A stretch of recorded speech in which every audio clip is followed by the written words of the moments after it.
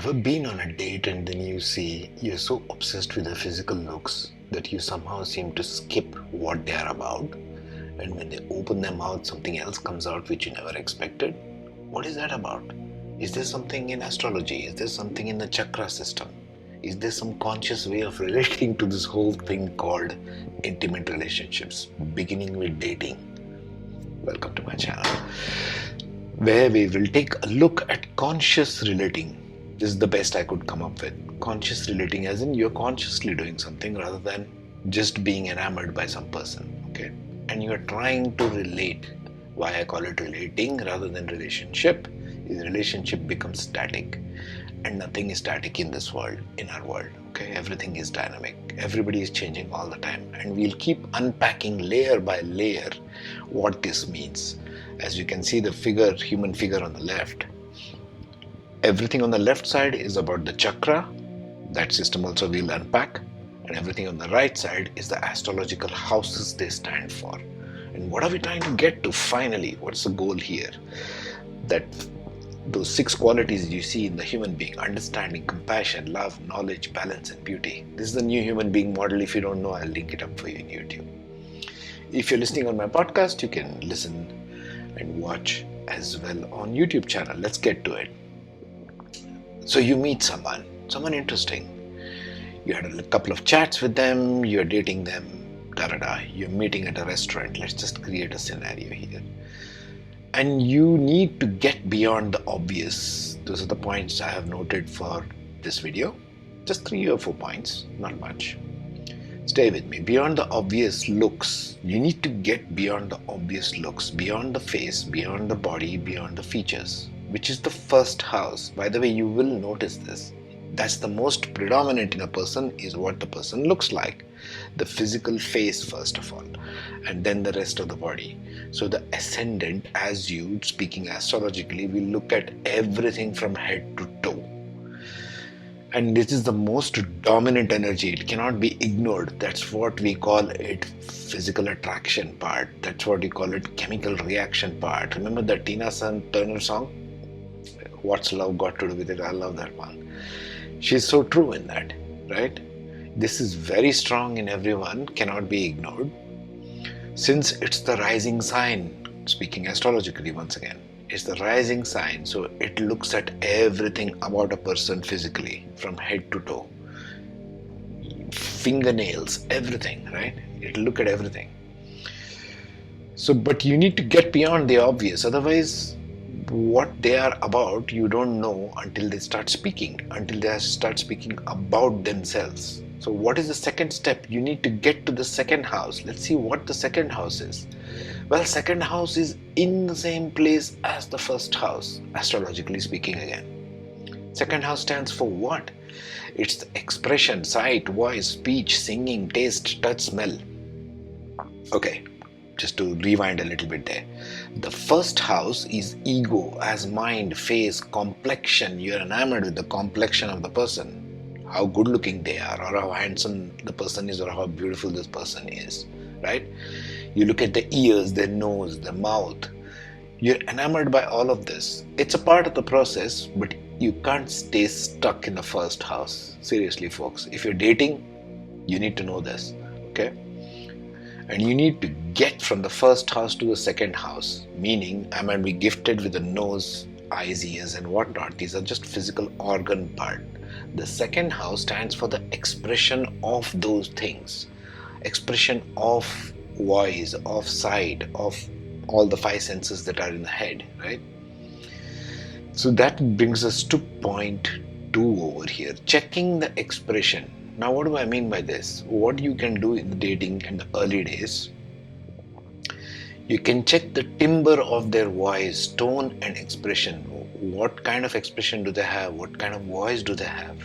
Do they speak tenderly? Do they speak harshly? Do they feel strongly about something? Do they not give so much attention to others? You can make out by their voice. Remember, you're just focusing on these aspects. Timbre of the voice. Timbre and tone, you can also say, of the voice. Eyes, what are their eyes like looking at? You can look at their speech, type and tone of speech. Instinctual preferences in the matter. Instinctual preferences means what do they prefer instinctively in terms of taste, smells, sight, music as in hearing, what do they like to hear or what do they listen to. It may be even talks and stuff like that. Even it may be even, hey, podcasts and stuff like that. These are most overlooked in the beginning days and you need to focus on this. It's one thing to have an organ, like even the five senses. It's another thing how a person expresses it. This will help you get to the deeper levels of the inner being. We need to get to the inner being. Okay? We are not just like other animals, unfortunately, human beings, where everything is just driven by instinct. But here we are driven by expression of those instincts. Number 3. That's the second house, by the way. Checking the expression is the second house in astrology. You need to get from the first house, just the physical looks, to this part. And if you do this in the early days, it's better. You get to know them better. And mind you, when you say checking the expression and timbre of voice, you have to maybe ask open-ended questions first. Like, what are your dominant tastes? Do you feel like eating sour stuff, sweet stuff? All of that kind of thing. So if you get to know the root level of five senses operation, where you are operating with respect to your five senses, okay? That's the one which I mentioned there. Sight, voice, speech, singing, taste, touch, smell. You got to explore these areas. Listening, what do they like to listen to? This will give you a very good picture. All your questions should be targeted at the second house kind of approach. Don't just be obsessed by how they look. Okay. Number 3. Now we come to the third house. What do you do in the third house? What is third house responsible for? Keep looking at the chakra level of expression as well as the astrological aspect over there. Checking deliberate areas. Third house is everything of deliberate action. Deliberately cultivating a style and tone of communication. Deliberately cultivating skills, deliberately cultivating hobbies, deliberately cultivating your style of communication. This is what we are exploring in the third house. Okay? Motivation. What motivates them? What are their interests and hobbies? Expressed pleasure and desire. And this desire is also sexual, by the way, but it's the very beginnings of it. This is where they will feel more of the very root beginnings of their sexual desire. This has not yet come to the physical level, but this is where it begins for them. If you can connect to the third house, and we shall see when we come to the 7th house and all that, you can connect to the person really well at all levels. And we'll see secrets as we go along in further videos, okay? What is checking deliberate areas? What or where do they take deliberate actions? Where are they deliberate about it? And you can make out, by the way they speak, you can make out, right? What really motivates them? What are their interests and hobbies? And I put it into bracket there, not what they are doing, but what really moves them. You need to get to the point of expressed pleasures and desires and motivation. What really? They might be telling I am an engineer or a doctor or a lawyer or an accountant or I don't know, whatever their profession is. Or I like to read books or I like to listen to music. No. This is just rambling on things about what they are doing. It's difference between what they are doing and what really moves them, right? We need to get to the what really moves them. Get to how and where they really express their desires. This is crucial checking point for you. This is the most crucial checking point for you, whether you want to proceed or not.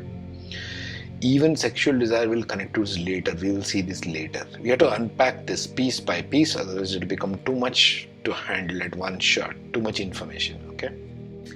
Last, I'll leave you with this. Remember, you can only relate with pieces and parts of a person. Not fully ever, so stop living in a dream. You are going to constantly change. Your chart is unique, coming from astrology, and so is the other person's. You're coming from different family background, different kind of genetic makeup, different everything is different, and you will be both constantly changing in different ways through life. You'll come to that as well. So each one's path is unique. Respect that. There's no judgment here. So is their ever-evolving personality, so is their traits, so is their habits, so is their way of relating changes through life. So always use the above tips. Even if you are in an established relationship, even if you are a married couple, even if you are already 20, 30 years into your marriage, this can be useful. You can restart dating your spouse or your partner, right? But you have to use this approach again and again through life. Why? Why do I say this? Let me just finish up with this. Why do I say it has to be used through life? Because every person is changing through life. They are going through different mahadashas. They are going through different time periods. They are having different challenges dished out by life to them. Their preferences suddenly change in all matters. And these, by the time we finish this number of videos in this whole expression and conscious relating, we will know pretty much how we are doing in any of our relationship. Okay? More coming as we unpack other layers. So take care, subscribe to my channel, and share this with your friends and near and dear ones. Take care, be safe.